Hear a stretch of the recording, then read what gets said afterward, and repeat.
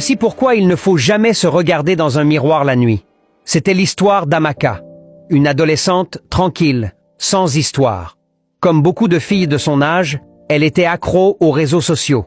Elle passait des heures à se maquiller devant le miroir, à tester des filtres, à prendre des selfies, à faire des snaps. Chaque jour, c'était le même rituel devant les grands miroirs de la maison. Pause, retouche, sourire, encore une pause.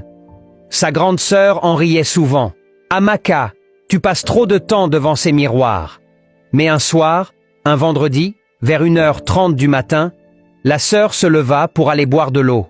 Et en passant dans le couloir, elle vit de la lumière. C'était celle du téléphone d'Amaka. Elle était là, debout seule devant le miroir, en train de se filmer. Mais ce qui la figea, c'est que le reflet d'Amaka ne bougeait pas comme elle. Elle clignait des yeux, mais le reflet gardait les yeux ouverts. Et là, le reflet leva la main avant elle, comme s'il l'appelait. La sœur faillit lâcher le verre. « Amaka !» cria-t-elle. Amaka sursauta, coupa la vidéo et courut dans sa chambre sans dire un mot. Le lendemain, à la même heure, Amaka se retrouva encore devant le miroir pour faire ses habituels selfies. Debout, elle retouchait un peu son maquillage et réajustait sa coiffure. Mais en relevant les yeux, elle remarqua quelque chose d'étrange. Son reflet ne suivait plus ses mouvements. Il était figé et la regardait en souriant. Mais ce sourire, c'était un sourire large, inquiétant, qu'elle n'avait pas du tout sur son visage à elle. Prise de panique, elle lâcha son téléphone qui tomba au sol, puis courut en tremblant jusque dans les bras de sa sœur. Elle était glacée, incapable de prononcer un seul mot. Mais la sœur n'eut pas besoin d'explication. Elle comprit, c'était encore ce miroir. Le lendemain, Amaka était étrange. Elle ne mangeait pas, elle parlait à peine.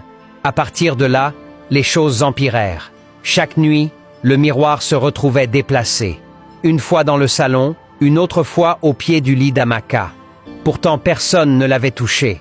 Un matin, ils retrouvèrent le chat de la maison, mort juste devant le miroir, les yeux grands ouverts, figé comme s'il avait vu quelque chose qu'il n'aurait pas dû voir. Amaka elle-même commença à se gratter violemment en pleine nuit, au point de saigner. Quand on lui demandait pourquoi, elle répondait simplement « Elle veut sortir, elle veut ma place ». Et une nuit, sa sœur entendit des bruits de chuchotement dans le couloir. Lorsqu'elle sortit, Amaka n'était pas là, mais le miroir, lui, vibrait légèrement, comme s'il respirait. Le dimanche matin, ils appelèrent un guérisseur. Il récita des incantations pour chasser l'esprit. Amaka tremblait, mais gardait les yeux rivés sur le miroir.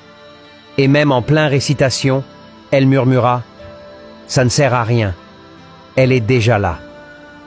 Ce soir-là, ils enlevèrent le miroir et le posèrent dehors. Mais dans la nuit, ils l'entendirent se briser tout seul, sans que personne ne le touche.